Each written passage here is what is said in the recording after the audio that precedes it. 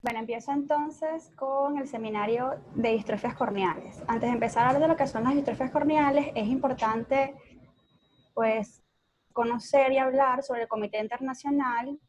¿Cómo pasa? Ya va que no me pasan las diapositivas. Siguen viendo la primera, ¿verdad? Sí.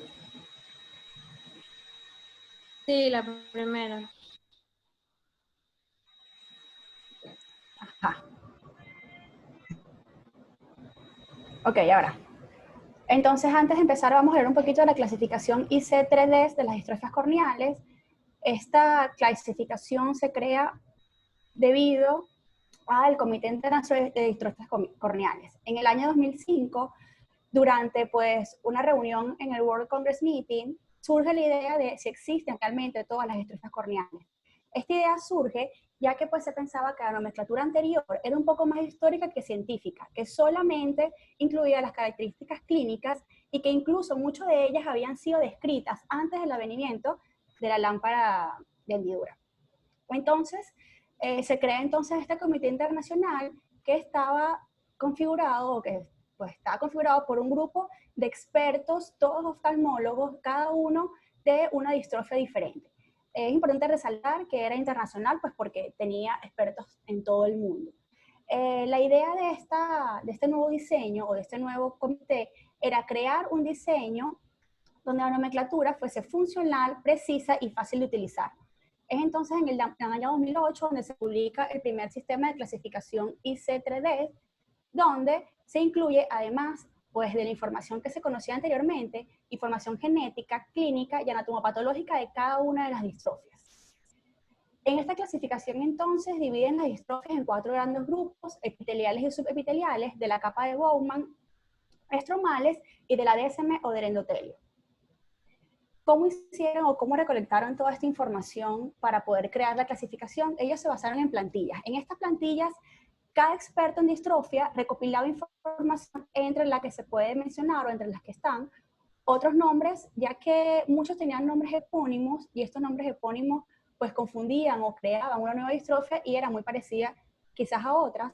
Hablan de la herencia, factores genéticos, el inicio, el curso de esta enfermedad, la clínica y las características anatomopatológicas. Además de esto, incluía fotografías de cada una de las distrofias corneales. Ya recolectando toda esta información, entonces crearon 4 grandes categorías. Estas categorías, la primera es una distrofia pues bien estudiada, mapeada, donde sabíamos exactamente dónde estaba el locus o el gen que afecta esta distrofia. Categoría 2, tenemos entonces distrofias estudiadas, distrofias que se conocía el locus donde estaba, pero no se conocía el gen que la afectaba. En la categoría 3, pues, se incluían también todas estas distrofias que estaban mapeadas, pero no se conocía ni el locus ni el gen que la estaba afectando o provocando. Y en la categoría 4 se dejaron entonces para distrofias corneales nuevas o aquellas a las que no se tenía suficiente información para clasificarla en las anteriores.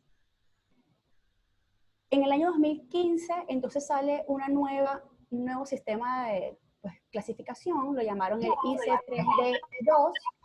En pues del año 2008 al año 2015 lograron recolectar suficiente información como para considerar que se podía actualizar. ¿Qué quitaron y qué introdujeron en esta nueva clasificación?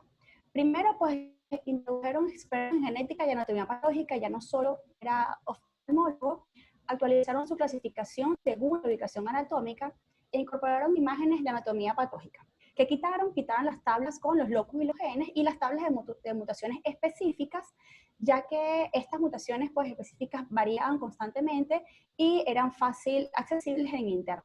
Entonces las excluyeron de la clasificación o del consenso. En esta nueva clasificación, que es la que estamos utilizando, la que usaremos en el seminario, dividieron entonces en distrofias epiteliales y subepiteliales, distrofias epitelioestromales. Esto es porque se dieron cuenta de que hay distrofias que afectan más de una capa, las distrofias estromales y las distrofias de endotelio o endoteliales. Además de esto, tenemos unas distrofias descartadas.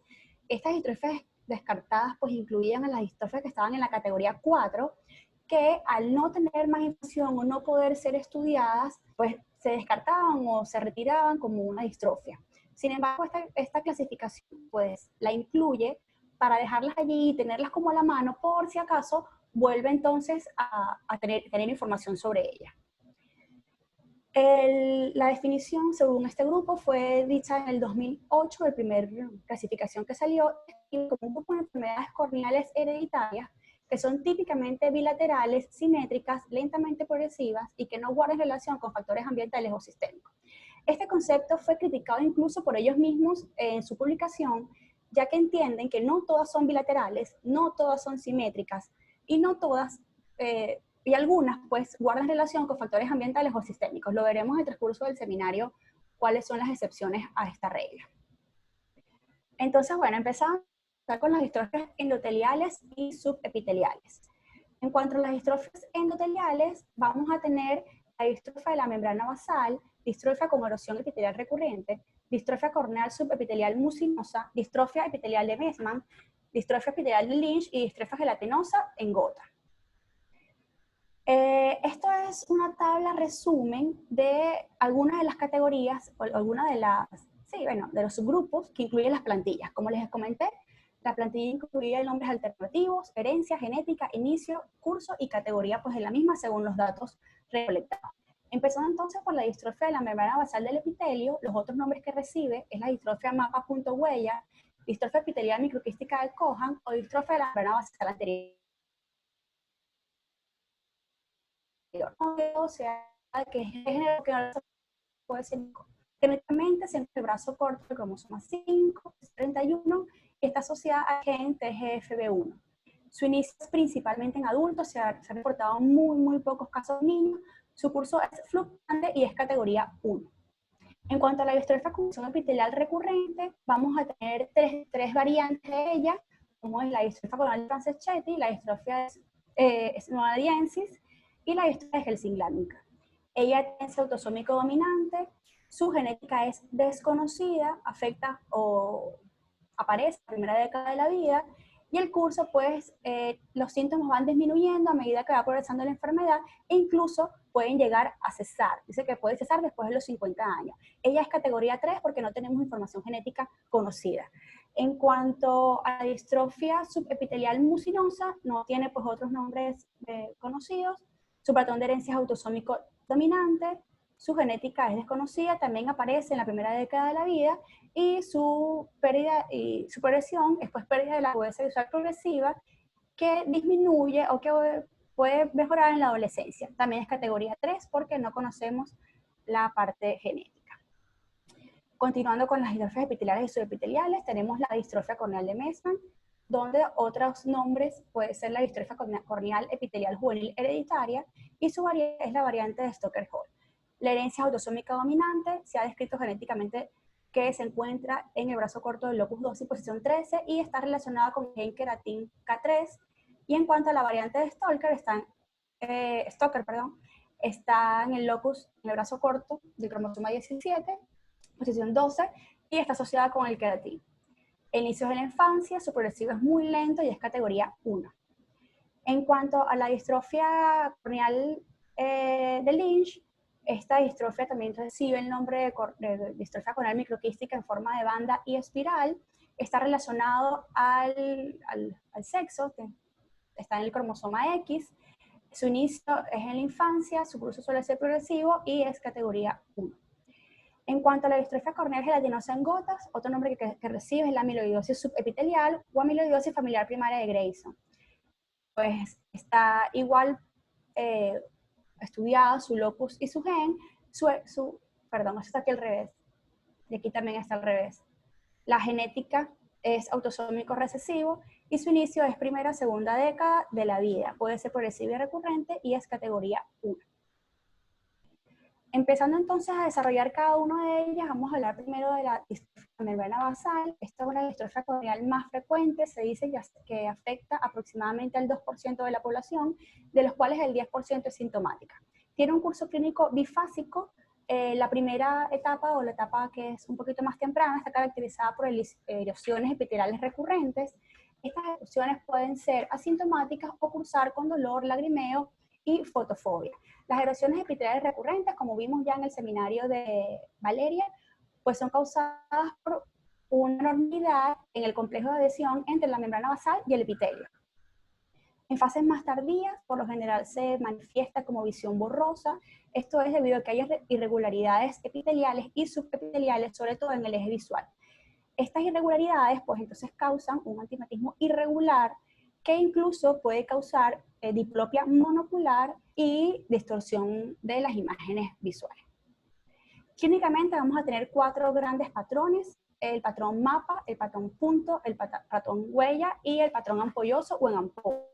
El patrón mapa es el que tenemos aquí, que se va a dar por unas islas irregulares. Vamos a verlo aquí, aquí creo que se ve más bonito.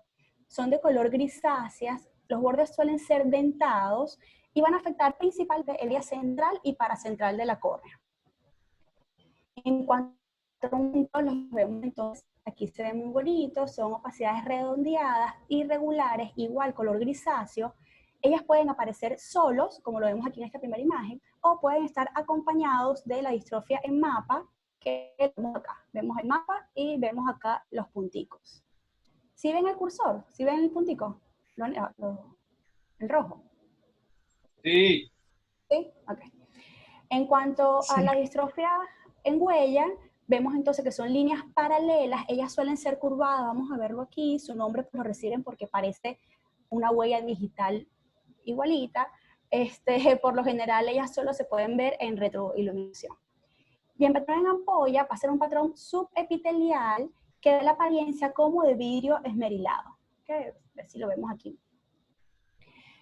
En cuanto a cómo se ve anatomopatológicamente, pues cada uno de estos patrones se va a ver diferente. Aquí tenemos el patrón que da la forma clínica en mapa, donde vamos a ver, esto es un corte de una microscopía óptica con tinción de hematocilina y eosina, donde entonces vamos a ver cómo hay acumulación o hay depósito de un material fibrogranular por debajo de la membrana basal. ¿Okay? Es esto que vemos acá. En cuanto entonces al patrón de punto, lo que vamos a tener es unos acúmulos igual de este material fibrogranular, pero van a estar redondeados, algunos los describen como una especie de pseudoquistes. Ellos van a estar por encima de la membrana basal. Y en cuanto al patrón de huella, aquí lo que vamos a tener es una regeneración aberrante de la membrana basal, va a estar incluso duplicada y esta va a como invadir lo que sería entonces el epitelio. Hay otras formas que se describen en la clasificación, además de la microscopía óptica, tenemos la microscopía electrónica y la microscopía confocal.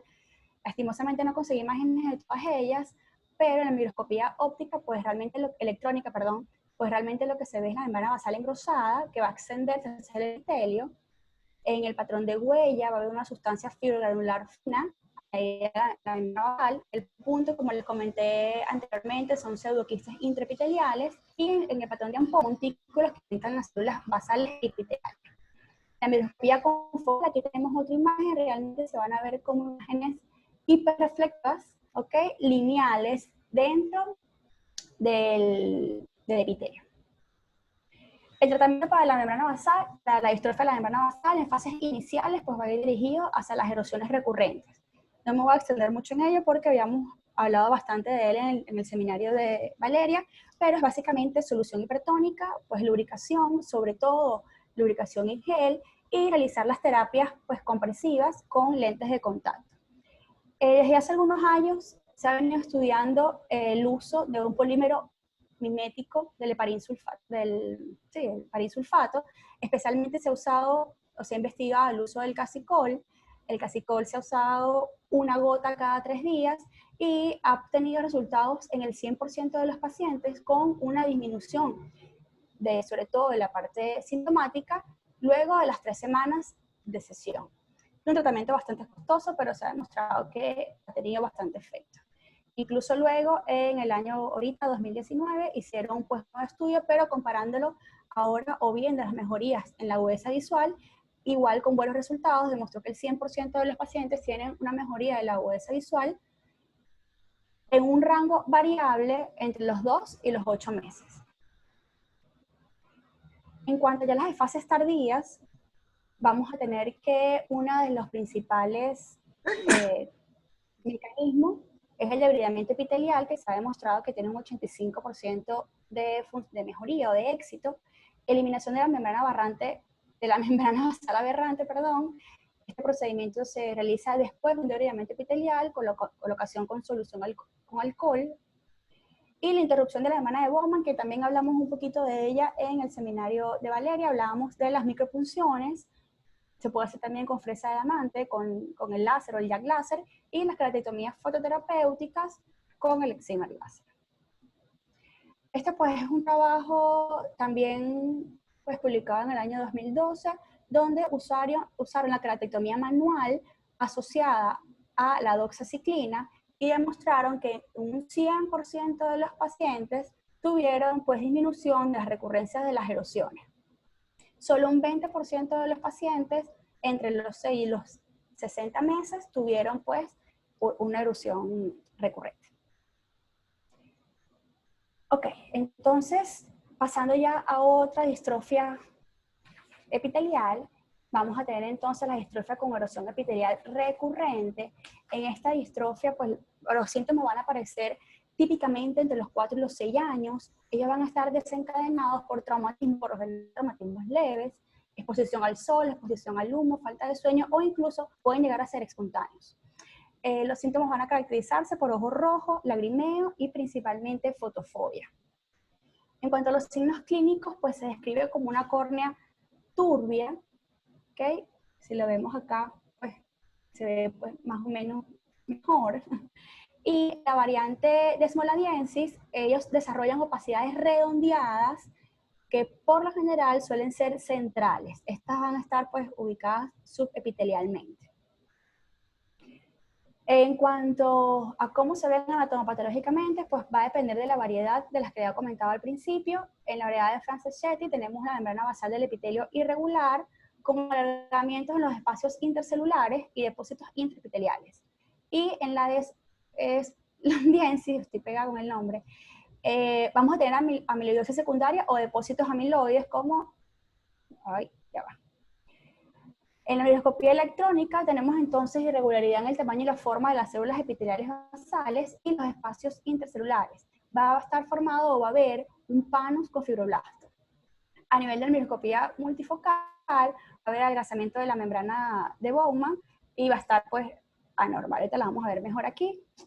Vemos cómo aquí hay, pues la bibliografía describe que aquí tenemos una interrupción de lo que es la membrana de Bowman y este sería entonces el panum o la proliferación pues, de este tejido. Al igual que acá, vemos entonces esta sería pues la proliferación o el panum en una microscopía electrónica. En cuanto al tratamiento de las distrofias con erosión epitelial recurrente, pues más de lo que veníamos hablando, algunas son necesarias colocarle antibiótico tópico, ciclogil, la terapia oclusiva o la terapia compresiva con lentes de contacto y lo que serían los ungüentos en las noches sobre todo. Estos pacientes, la mayoría, se ha reportado que el 85% de los 44 años requieren una queratoplastia, ya sea lamilar o sea penetrante. En cuanto entonces a la distrofia subepitelial mucinosa, vamos a tener que clínicamente se presenta por dolor, fotofobia y lagrimeo. Esta distrofia, sus síntomas por lo general suelen disminuir, como les había comentado, en la adolescencia. Clínicamente lo que vamos a tener acá son opacidades subepiteliales, se va a ver como una neblina, va a ser una córnea que se va a ver un poquito turbia. Ella tiene de característica principal que esta turbidez suele ser más densa a nivel central. Microscópicamente se ve en la microscopía óptica una banda subepiteliar anterior a la capa de Bowman. Esta acumulación o esta banda es de material eosinofílico PAS positivo. En la microscopía electrónica, depósitos subepiteliales de material fibrilar. Aquí lo vemos. Esto lo describe la literatura como un aumento en la captación de la tinción. Esto es una tinción con tricómico de Mason. Ok, estaría aquí. En cuanto al tratamiento, pues va dirigido a mantener pues, o disminuir los síntomas del paciente con geles de ungüento, perdón, con geles de lubricante y las terapias con los lentes de contacto. En casos pues, más severos se puede utilizar la terapia queratomía fototerapéutica y la queratoplastia. Ok, en cuanto a la distrofia corneal del Meesmann, vamos a tener que la mayoría suelen ser asintomáticos, algunos lo pueden tener disminución de la agudeza visual, suele ser leve, y lo más característico o lo que más puede pasar es la fotofobia. En cuanto a ellas, vamos a ver acá un patrón, van a ser como unas pequeñas vesículas, creo que se ve más bonito en esta, se van a ver como unas pequeñas vesículas, como unos quistes, son grisáceos, ellos se pueden extender incluso y llegar al limbo. Ellos suelen ser un poco más abundantes en el área, o afecta más que todo el área interpapilar. Esta es una variante de Stockel-Hall, donde vemos estas mismas opacidades que les había comentado punteadas, pero también ellos tienen estas opacidades lineales junto pues con estas microquistes. Ok, anatomopatológicamente, en la microscopía óptica, vemos entonces que el epitelio presenta estos quistes intraepiteliales, ellos van a estar llenos de un resto celular Pas positivo. La variante de Stockel-Hall, el epitelio está engrosado en forma variable con células pues vacuoladas. En la microscopía electrónica vemos una sustancia intracitoplasmática que representa una colección focal de material fibroganglionar. Y en la microscopía confocal vemos áreas hiporreflectivas junto con áreas hiperreflectivas de aproximadamente 40 a 150 micras en forma de punto. Ok, aquí primero la microscopía óptica. Vemos estas vacuolas, ¿okay? O estas células vacuoladas, ellas a veces pueden romper el epitelio y hacer que clínicamente tiñan con fluoresceína. En la microscopía electrónica vemos entonces el mismo quiste, ¿okay? Redondeado, perdón, la vacuola, rodeada entonces de material fibroelástico. Y aquí, como lo vemos en la microscopía confocal, ¿okay? Vemos estos quistes. Va a ser con los que vemos en las áreas vacuoladas hiperpigmentadas. Ok, ellas por lo general no necesitan tratamiento, pero en caso de necesitarlos, generalmente pues se ha demostrado que ha funcionado el uso del debridamiento del epitelio, la queratectomía fototerapéutica y en casos muy severos, la queratoplastia penetrante. Pasando entonces con la distrofia corneal de Lynch, ellas también suelen ser asintomáticas, al menos que afecten el eje visual. Cuando afectan el eje visual suelen causar visión borrosa, pero se dice que por lo general es mayor a 20/50. La distrofia corneal de Lynch tiene varios patrones. ¿Okay? Tiene un patrón en forma de banda, ¿okay? Que sería más este. Tiene pues, un patrón en forma de pluma, y tiene un patrón en forma de remolino, ¿okay? Que es este que estamos observando aquí. En cuanto a anatomía patológica, vemos entonces que microscopía óptica, hay células basales epiteliales, por lo general son más cuboidales. En las capas suprabasales y parabasales de la célula pueden haber células vacuoladas que van a progresar a la superficie epitelial. En la microscopía electrónica vemos células epiteliales basales con la membrana basal intacta y los hemiosomas suelen no ser notables. En la microscopía confocal vemos entonces células epiteliales con citoplasma de hiperreflectantes separados de áreas hiporreflectantes. Vamos a verlo acá un poquito mejor. Vemos entonces estas células vacuoladas. ¿Okay? Esto es la microscopía óptica, y aquí en la microscopía electrónica vemos una célula vacuolada grande con un citoplasma pues, más pequeño. Y acá en la microscopía confocal, como les comenté, están bien delimitadas o bien separadas las áreas hiporreflectivas con las áreas hiperreflectivas, y se ven entonces estas vacuolas. En cuanto a la distrofia ocular venosa, vamos a tener que sintomatológicamente el paciente lo que va a referir es disminución de la agudeza visual, puede referir ojo rojo, fotofobia y lagrimeo. Ellas va a tener como una progresión, ¿ok? Va a empezar entonces como una forma, pues, generalmente en banda, como las vemos acá. Luego va a pasar, esta la escriben como forma de mora, son varios acúmulos o varias partes pequeñas, por lo general acá suelen captar fluoresceína, pues acá no se ve tan bien, pero capta fluoresceína en esta parte. Y el último estadio, lo último, pues, ¿qué pasa? Es que toma la forma, la llaman forma de kumquat. Kumquat es una, pues, naranjita asiática y se ve de esta forma, como una gelatina. Ok, en cuanto a cómo se ve la distrofia corneal anatomopatológicamente, vemos que en la microscopía óptica tenemos depósitos amiloides subepiteliales o estromales. En la microscopía electrónica, ruptura de uniones estrechas epiteliales superficiales y material amiloide. Y en la microscopía confocal tenemos células epiteliales que suelen ser irregulares o a menudo alargadas y grandes acúmulos de material hiperreflectivo por debajo del epitelio. Vemos aquí una imagen de una microscopía óptica donde vemos entonces estos acúmulos son los cuerpos amiloides. Ok, en cuanto al tratamiento o al manejo de estas distrofias, no ha sido satisfactorio el uso de la queratoplastia lamelar y penetrante ni de la queratectomía superficial, ya que en el transcurso de 2 a 5 años los pacientes suelen tener recurrencia.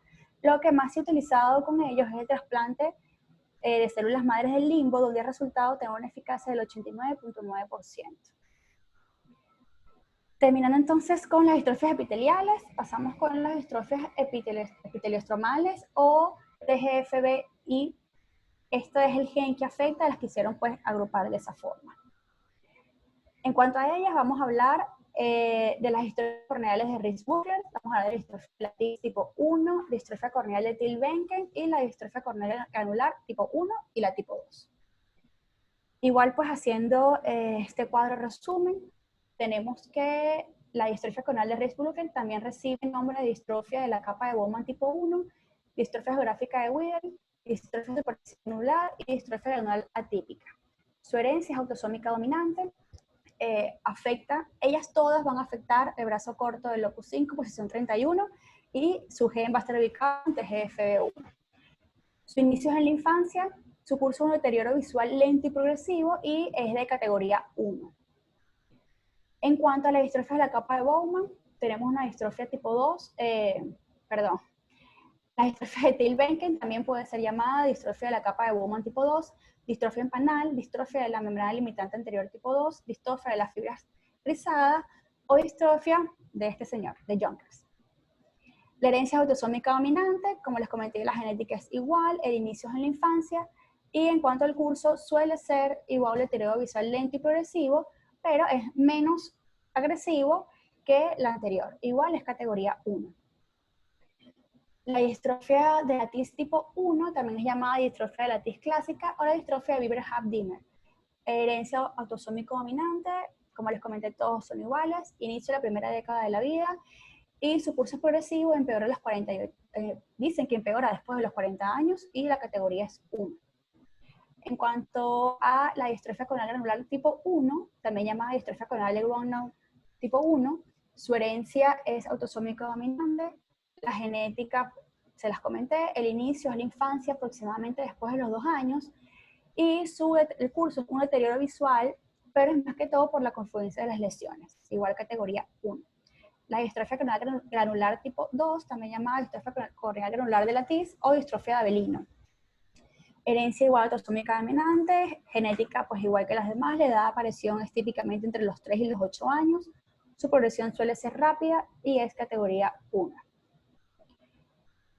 En cuanto a las distrofias corneal de Reis-Buckler, vamos a empezar que entonces vamos a tener una disminución de la agudeza visual. Esta disminución aparece aproximadamente en la infancia y puede causar también lagrimeo, dolor o sensación de cuerpo extraño. En ellos también se ha reportado fotofobia, que va a disminuir o que estos síntomas disminuyen en la segunda década de la vida. En cuanto a los signos, entonces vamos a ver una opacidad de aspecto geográfico, ellas por lo general suelen ser confluyentes y pueden afectar la boma y el estroma superficial. Anatomopatológicamente, entonces se caracteriza o tiene donde la capa de boma se es reemplazada por una lámina de tejido conectivo con depósitos granulares. Nos La queda microscopía poquito, electron, Marina, ¿oíste? Nos queda menos de un poquito. minuto. Sí.